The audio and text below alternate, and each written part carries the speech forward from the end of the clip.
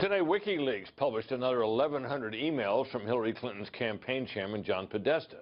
Fox News chief intelligence correspondent Catherine Herring spent the day digging through those mails. Hi, Catherine. Well, thank you, Brett. Well, the emails that have just been released really simply cast a new light on some of the reporting of our colleagues here in Washington, D.C., who are following the campaign.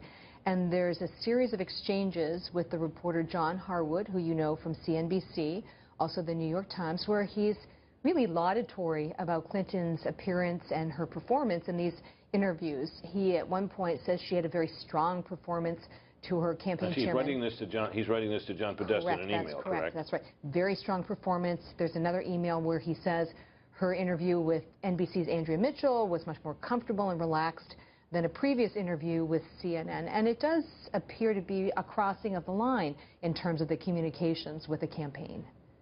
And what else did you learn about relationships between journalists and the Clinton? Well, there's another email from Donna Brazil, who wears a couple of different hats. She's now interim chair of the DNC, and she also is a commentator for CNN.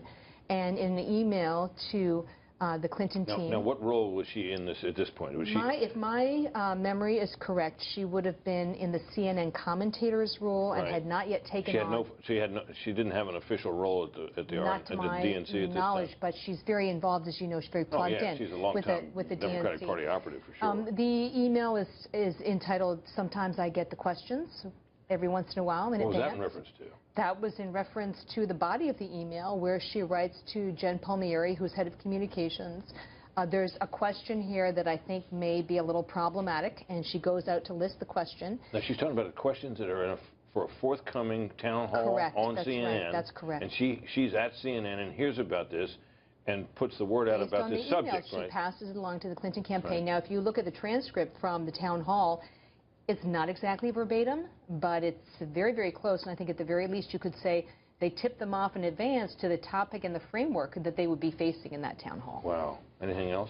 Well, there's also another email from 2015, a well-respected New York Times reporter. I just want to make sure I say the name correctly here.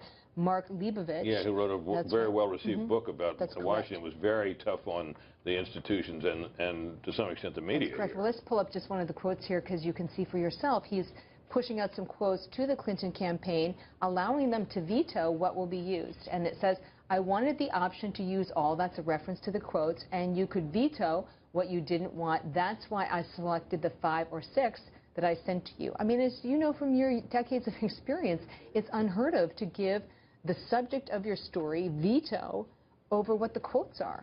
It's just not done. Yes, that is unusual. I suspect that, sometimes you'll check a story with someone you've written about. You might check the language, but not a veto.